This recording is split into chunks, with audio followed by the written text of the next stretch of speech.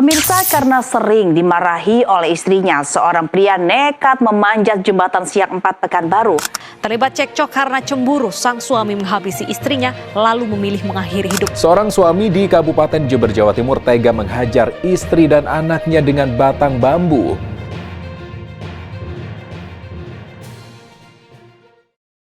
Baru-baru ini ada seorang pria yang nekat memanjat jembatan Siak 4 di Pekanbaru yang diketahui hendak mengakhiri hidupnya dengan tragis. Untungnya, tim pemadam kebakaran Pekanbaru berhasil membujuk pria 34 tahun itu untuk turun sebelum terjadi sesuatu. Aksi pria yang memanjat tali penyangga jembatan tersebut sempat membuat heboh warga setempat, yang ternyata setelah ditelusuri motifnya dikarenakan sering dimarahin istri saat di rumah. Nah, setelah kejadian itu, petugas langsung membawanya ke Polsek Senapalen untuk melakukan pendalaman kepada si pria tersebut.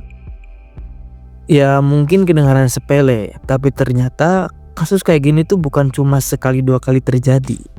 Dan ini bikin kita mikir, sebenarnya apa sih yang lagi dialami oleh para suami di luar sana? Apakah soal suami takut istri itu benar-benar terjadi? Mari kita bahas.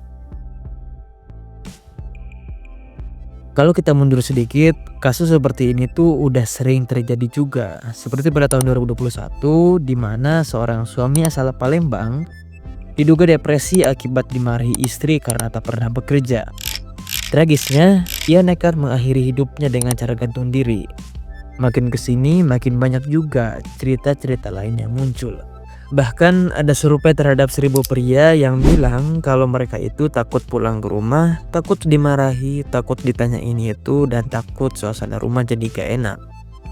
Akibatnya pria cenderung menyimpan masalah sendiri karena demi menghindari konflik dengan istrinya. Nah, alih-alih menyelesaikan masalah, yang ada malah membuat mereka menjadi merasa lemah dan memilih untuk diam, meskipun sebenarnya sedang terluka.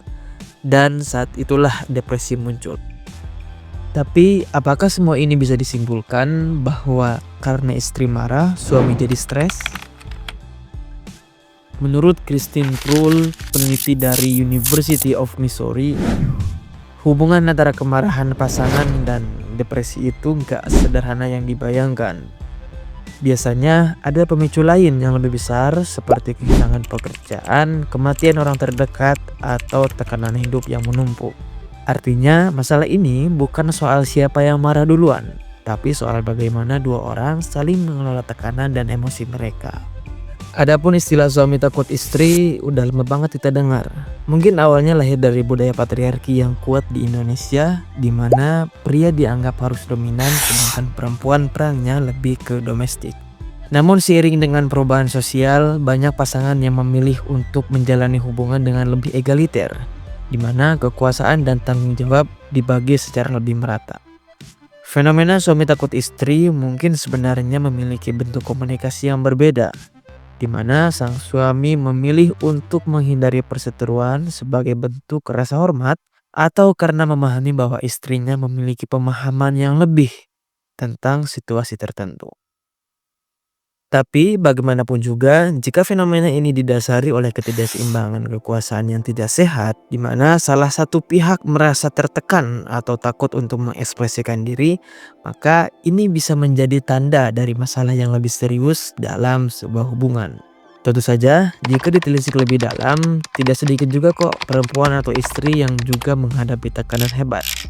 Bahkan kekerasan dalam rumah tangga, seperti yang terjadi pada 4 Februari kemarin, di mana seorang istri mengalami trauma hingga depresi berat akibat perlakuan suami yang bejat.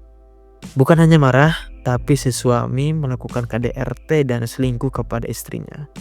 Peristiwa di atas senada dengan penemuan seorang peneliti pada Journal of Family Psychology yang menunjukkan bahwa perlakuan suami terhadap istri dapat berdampak signifikan pada masalah psikologis dan kesejahteraan.